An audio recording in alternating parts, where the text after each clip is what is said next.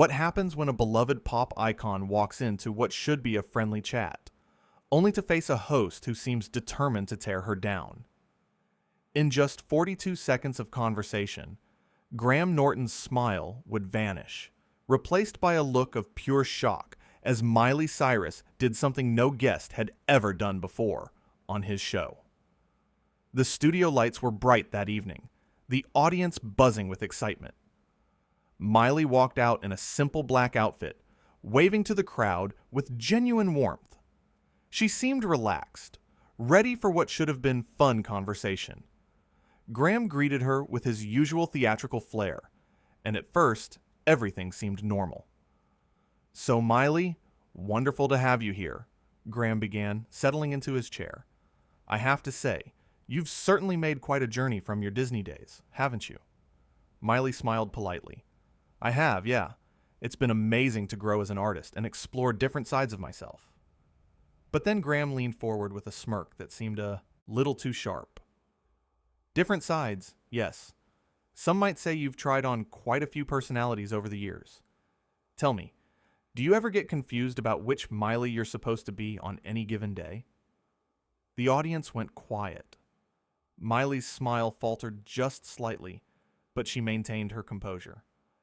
"I think we all evolve as people, Graham. I've never pretended to be anything I'm not in the moment." Graham wasn't done. "Oh, come now. 1 minute you're swinging on wrecking balls with your tongue out, the next you're a flower child, then you're back to leather and controversy. It's rather like watching someone rifle through costumes at a secondhand shop, isn't it?" A few uncomfortable laughs rippled through the audience. Miley shifted in her seat, her expression hardening.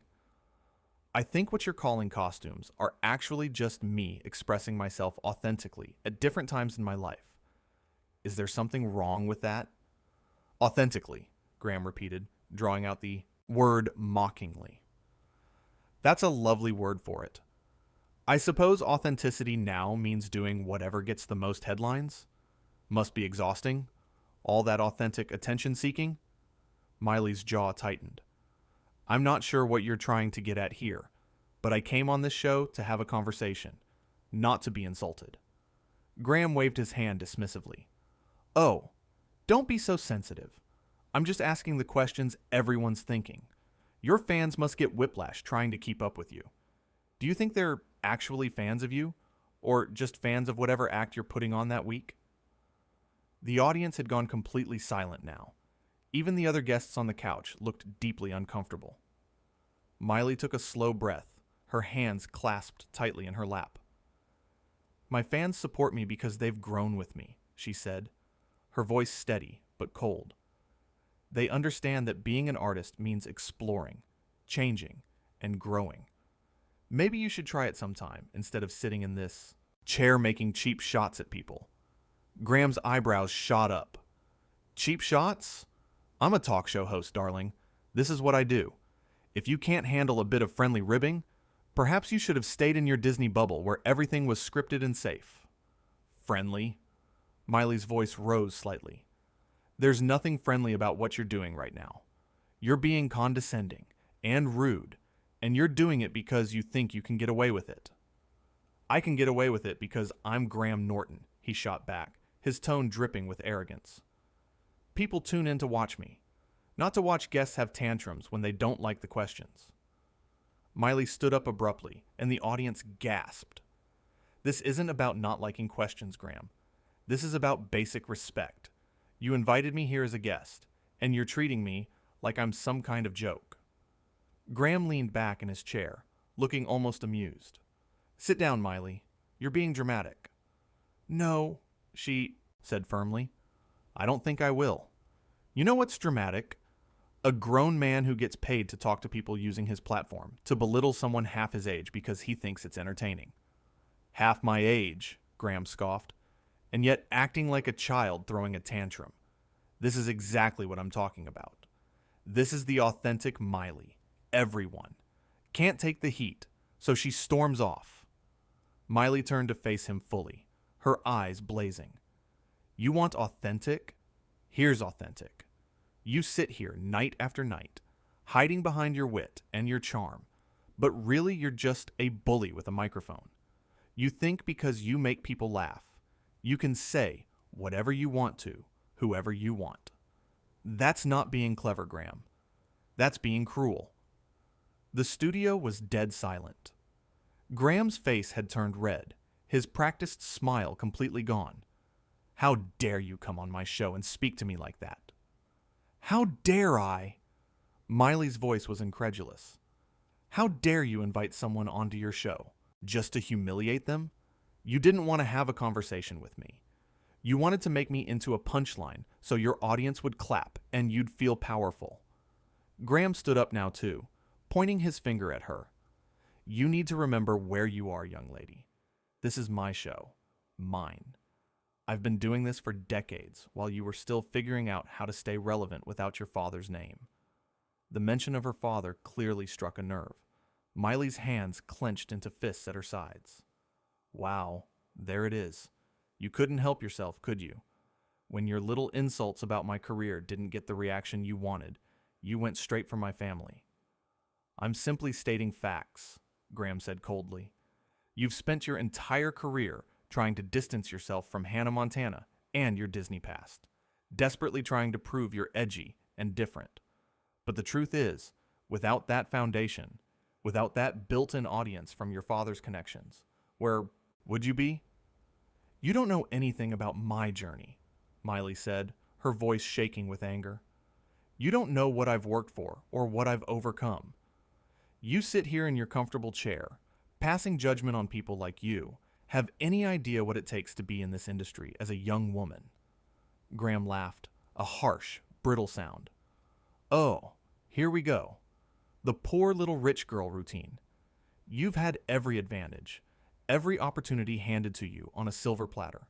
And now you want to lecture me about hard work? I never said my life was hard compared to others, Miley fired back. But that doesn't give you the right to diminish everything I've accomplished.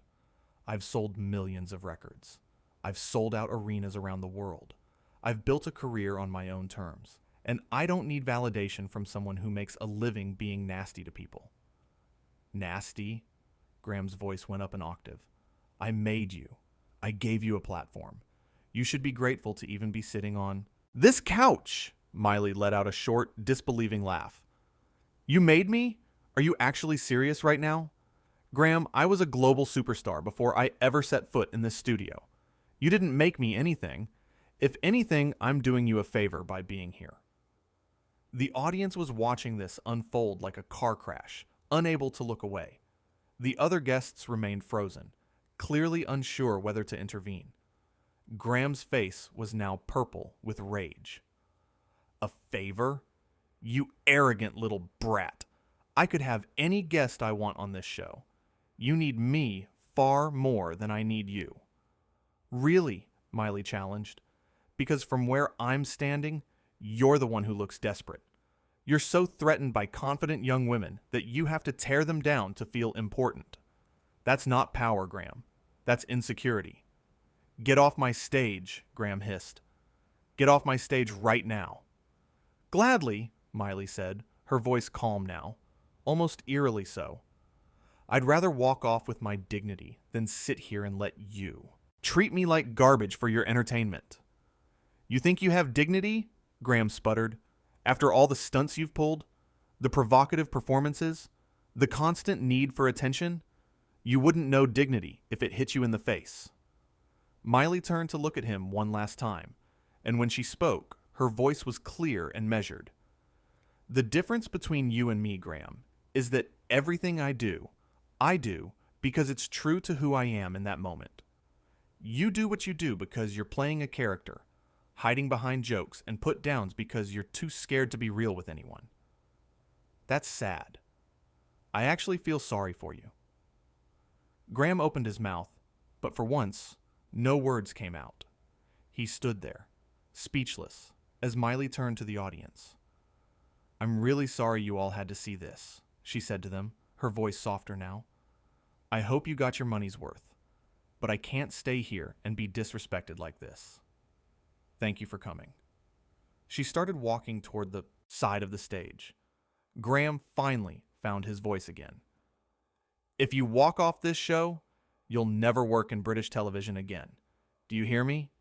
Miley stopped and looked back over her shoulder. I think I'll survive, she said simply.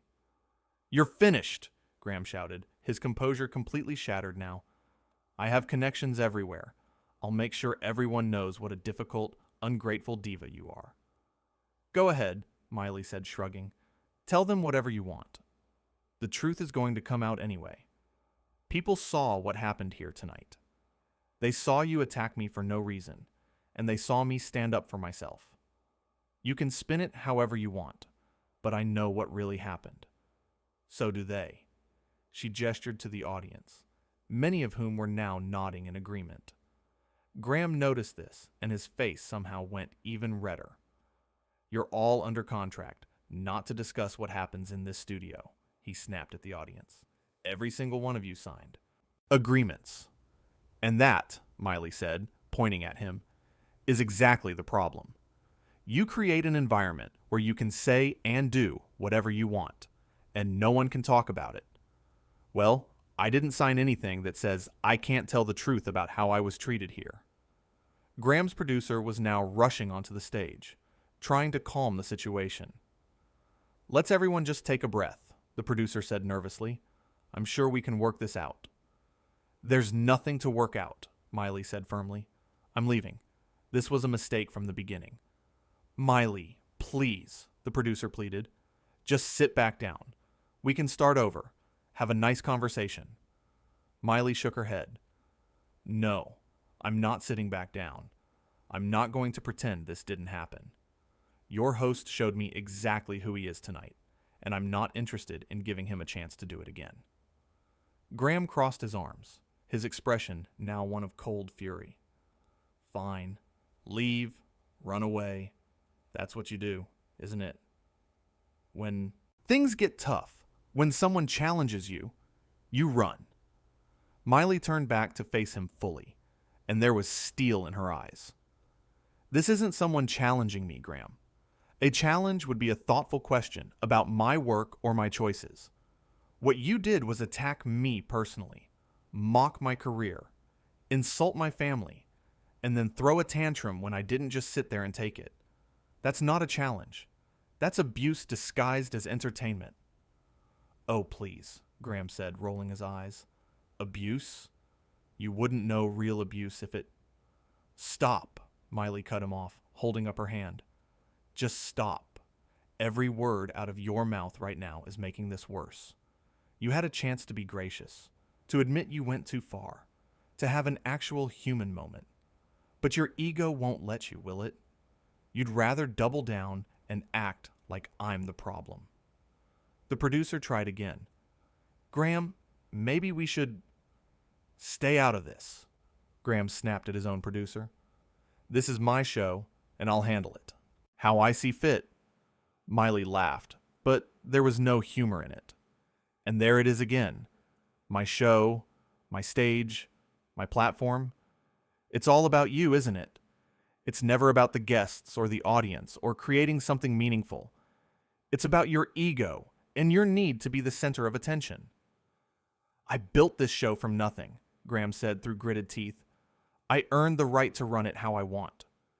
You built it on the backs of guests who trusted you to treat them with respect, Miley countered. And you just proved that trust is worthless. How many other people have sat on that couch and felt like I do right now but were too scared to say anything? How many young artists have you bullied while they smiled and played along because they didn't want to make waves? Graham's silence was answer enough. Miley nodded slowly. That's what I thought, she said quietly. Well, I'm not scared of you, Graham, and I'm not going to smile and play along while you tear me down for sport. I'm worth more than that. Every guest who comes on this show is worth more than that. She looked out at the audience one more time. You all deserve better entertainment than watching someone get humiliated. I hope you remember that. With that, Miley walked off the stage. The sound of her heels on the floor echoed in the silent studio. Graham stood there, his chest heaving, watching her go. The audience sat frozen, unsure whether to clap or stay silent. The other guests on the couch looked at each other awkwardly, clearly uncomfortable with what they'd just witnessed. Graham finally seemed to realize that hundreds of eyes were on him, waiting to see what he would do next. He tried to smile, tried to slip back into his charming host persona, but it came out as more of a grimace. "Well," he said, his voice strained, "that was unexpected." No one laughed. The silence was deafening. Graham cleared his throat and looked at his producer, who was standing off to the side, looking panicked. "Should we, Graham started, then stopped. He seemed genuinely lost, perhaps for the first time in his career. The carefully constructed facade had cracked, and everyone could see through it now. One of the other guests, a British actor, spoke up quietly. "That was out of line, Graham. What you said to her." Graham whipped around to face him. "I beg your pardon?" The actor, to his credit, didn't back down. "She's right. You went after her the moment she sat down. It wasn't banter. It was mean." "You don't know what you're talking about," Graham said, but his voice lacked conviction now. "I think I do," the actor replied. "I've been on this show 5 times, and I've seen you do it to other guests too. Usually they just laugh it off, but that doesn't make it okay." Graham looked like he'd been slapped. "If you have a problem with how I run my show, you're welcome to leave as well." The actor considered this for a moment, then stood up. "You know what? I think I will." And just like that, a second guest walked off Graham Norton's stage. The remaining guest, a comedian, sat there looking deeply uncomfortable, clearly weighing her options. Graham's producer rushed over to him, whispering urgently. Graham waved him away angrily. "We'll go to commercial," he announced to no one in particular. "We'll fix this in the break." But as the cameras cut and the lights dimmed slightly, everyone in that studio knew the same thing.